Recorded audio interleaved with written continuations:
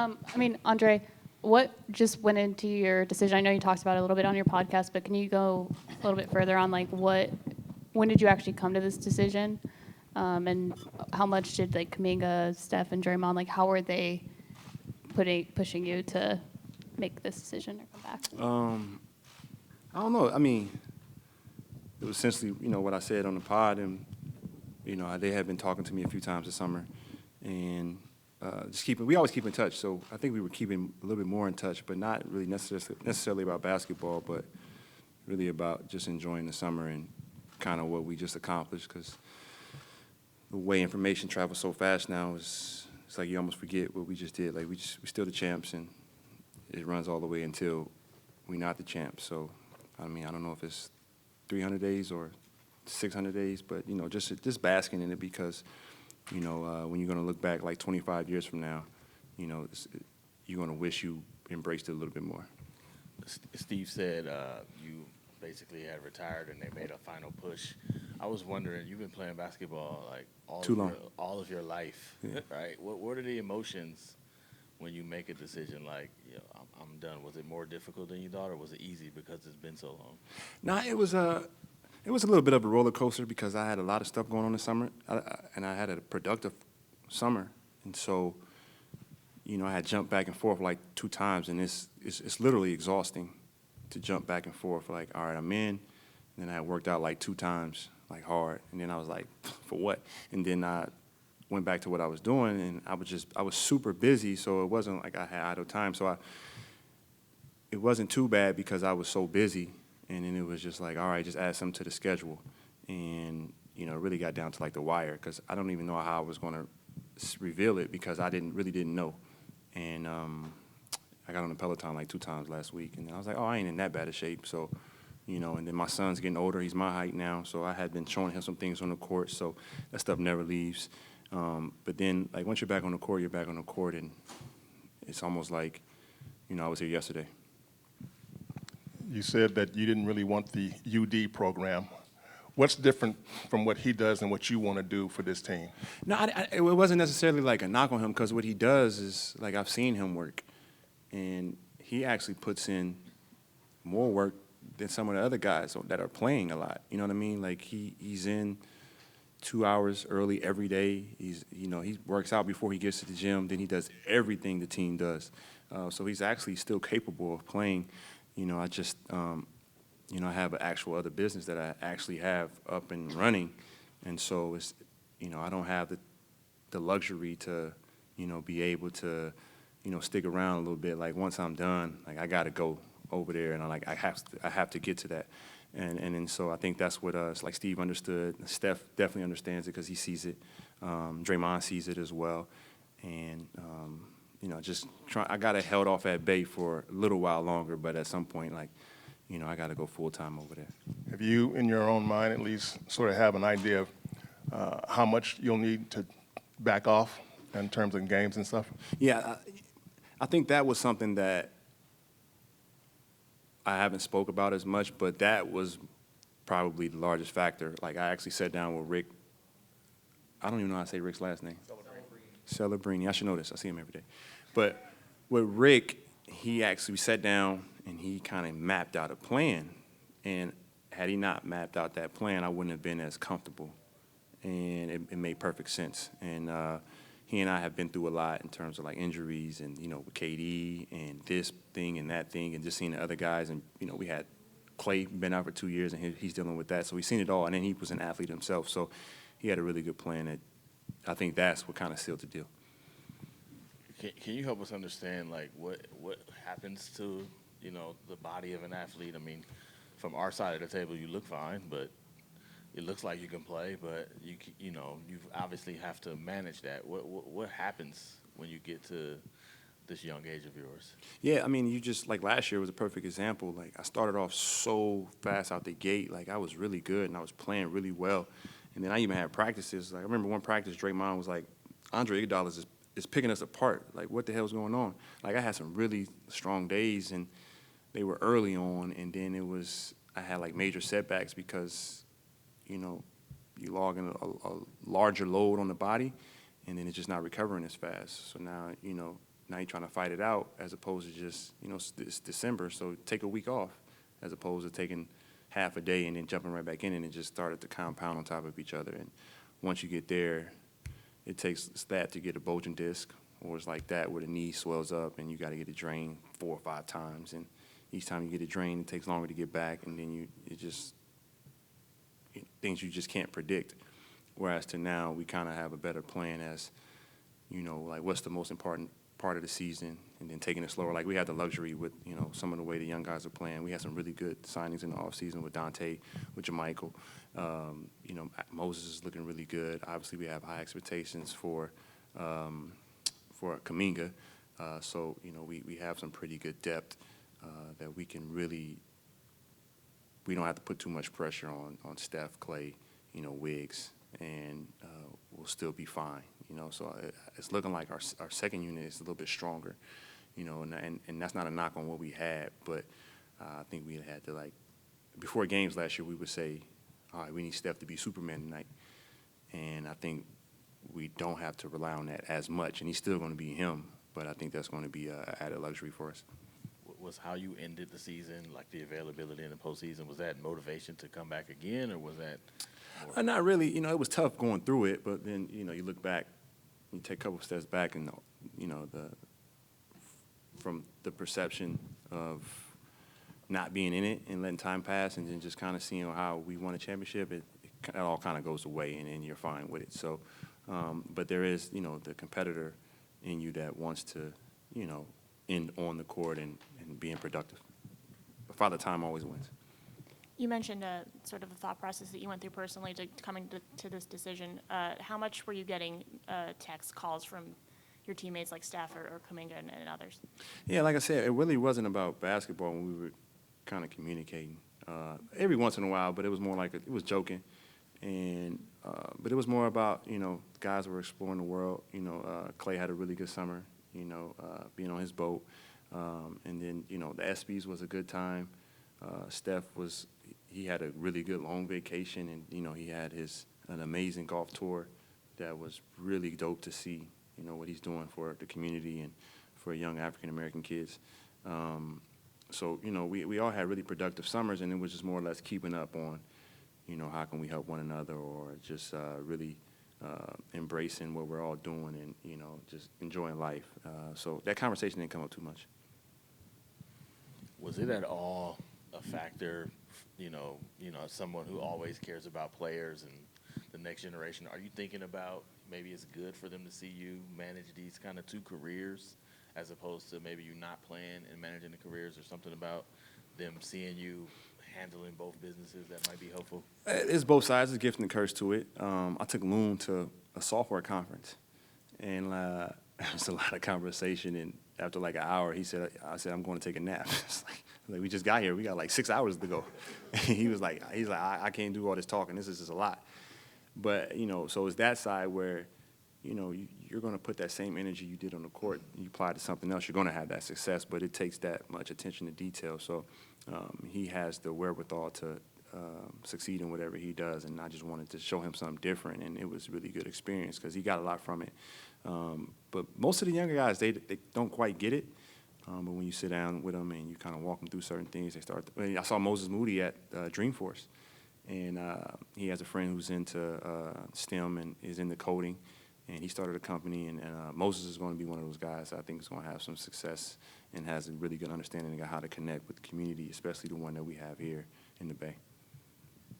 How do you have just like the energy to handle, being a full-time NBA player, but also all of your other endeavors and helping some of the young guys both on and off the court?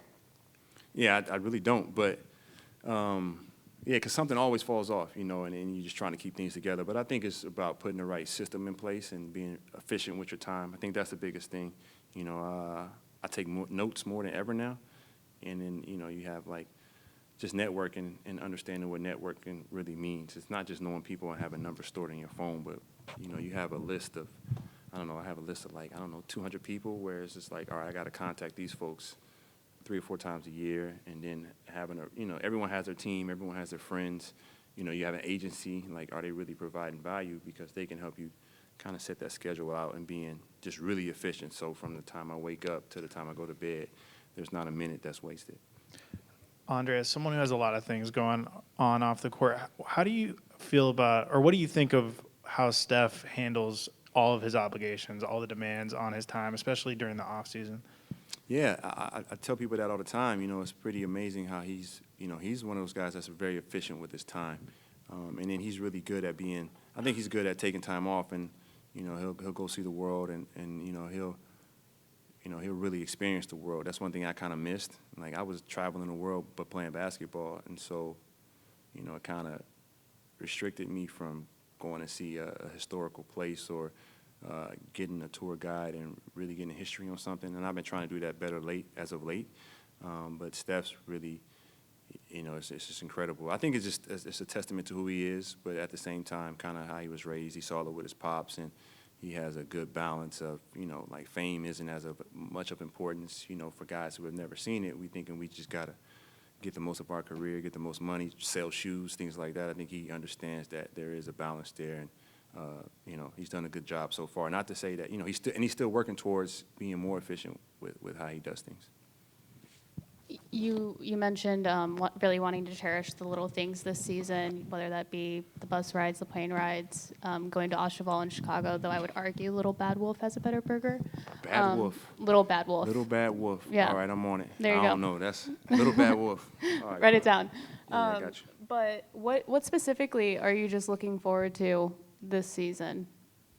Well, I started my own production company, added to that Little Bad Wolf, right? Yep, it's on Bryn Mawr. Okay.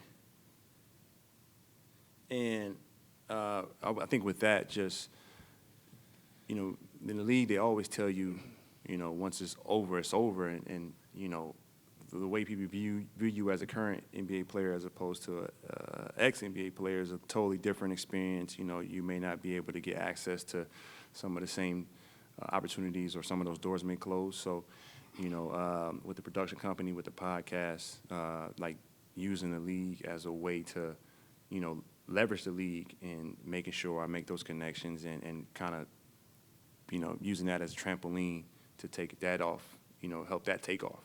And that's, whether I'm in the city and what do NBA players do in Orlando?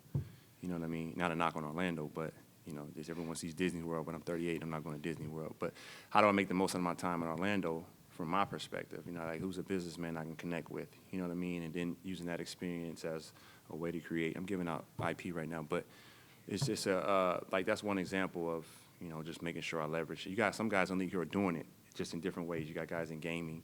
JJ Redick's done a good job in the podcast space. Other guys are doing it. I'm doing it in the tech space, when I'm going to certain cities, even in San Antonio, Austin being close by. I had a few tech meetings there. So just opening some of those doors and, helping people see that. And, with the creator economy that we're in right now, participating in that lane. You kind of joked around with saying that if you get on the court before Jonathan and Moses, that'd be a problem. What has been the message to them, and what are your expectations for the two of them specifically?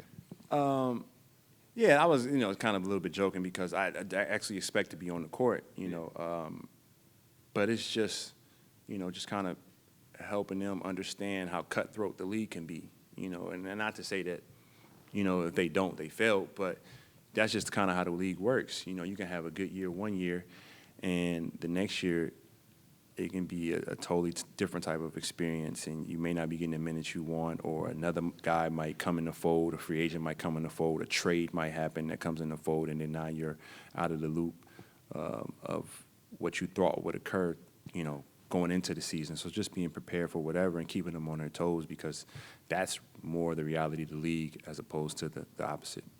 And then I know you kind of responded to some outside criticism when it came to Jonathan. What does the outside not understand about him enough when it comes to Kuminga? Yeah, well, I think we kind of let the third-party narrative be the perception of a guy. And you say, okay, this guy should be averaging this, this, and this. And it's like, well, if that person was that smart, they'd be running the team, and they wouldn't be making a statement in the first place because they'd just be running their team. And I think that occurs with him sometimes. And there was a clip, I think the Warriors had a clip of him, all his dunks last season. And if you look at how those dunks occurred, that isn't the same way that someone else said he should be playing. You know what I mean? Like a lot of his dunks came off cuts, back doors, being a dunker, kind of like the small things. And they were, you know, that's how he had success. But yet you would hear someone else say he needs to have the ball, he needs to be, you know, he needs to have a higher usage, he needs to be using pick and rolls, he needs to be shooting threes. And there, you know, there's a reason why, and that's not a knock on their IQ, but, you know, these young kids, their careers are shortening. And it's a reason, it's because they're trying to chew too much off of it before, you know, it should be occurring. It's like an evolution. And, you know, I had a really good conversation with one of the execs in the league and says we got to raise the bottom of our league, and it's because we're having too high of a turnover, and that's because we're expecting, like, it took Kobe Bryant some years to really become Kobe Bryant. You know, he was in the league at 17, and we see him at 21, 22, and he's in the finals having success. But, you know, 17, 18, 19, 20, you know, we saw what happened in Utah. You know what I mean? And we aren't letting these kids fail.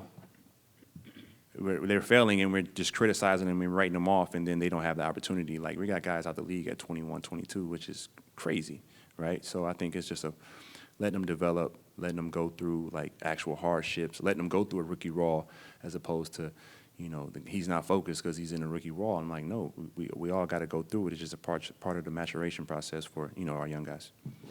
Someone who's done just about everything in your career, what did you miss, like, on the court? What is it, like, passing, playing defense, dunking? Like, what's something that you're like, I look forward to doing that again on the court? On the court? No, I need to score more. I'm actually looking forward to that. Because normally I'm just, you know, trying to help a guy, like Dante. I've been talking to him, and I'm like, you know, he's really good. And, you know, I have this funny thing with white players where it's like, yo, it ain't too many of y'all that are really good. But he's good. You know what I mean? I'm like, no, you one of the white guys that can actually, like, you belong at, like, a high level. You know, it's white guys that belong, but, like, he's really good. And so I think he kind of went through it where he was playing, like, the year they won the championship, I think he led the team in minutes. Like, no one knows that. And he started, right? And that's what I'm talking about, Moses and Jonathan Kuminga. You know, he went from starting, and then the next year, you know, he had a crazy injury, and then it kind of, like, you know, confidence can just throw you off a little bit. And then last year he's trading, he's on a trade block, and, you know, he's trying to figure out what's going on with the team he's been with, not even the team he just got traded to. And then he gets traded, and he's trying to figure out his career, and then now he's a free agent. He was looking at a bigger contract, and now he's kind of in limbo.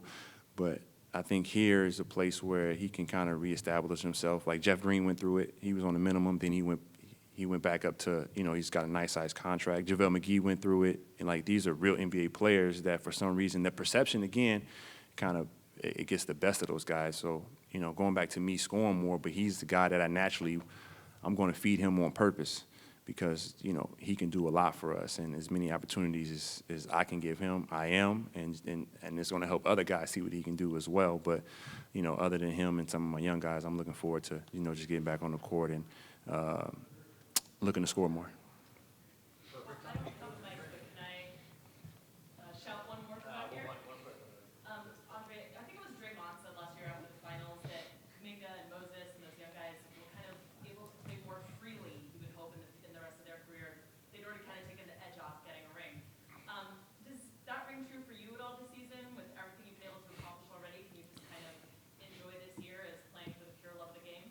Yeah, I've been like that the last couple years, and I think that's why I've had some success. Like in Miami, we go back to the finals, and people were like, you know, are you surprised? And I'm like, no, I really just play for the joy of the game, and you know, I've had some big shots in my career, and I think that's a result of having that mindset. Like, well, if I missed, then you know, like, what are you really going to say to me? We're all good at basketball. So when we miss a shot, most guys miss or are afraid of the moments because they're afraid of the backlash or what someone might say if it doesn't go their way. And that's like the worst way to operate at your profession. And so you put in the work, and it's going to pay off when you get out there. And I think that rings true for them. You know, it's really the work you put in and just going out there playing with confidence.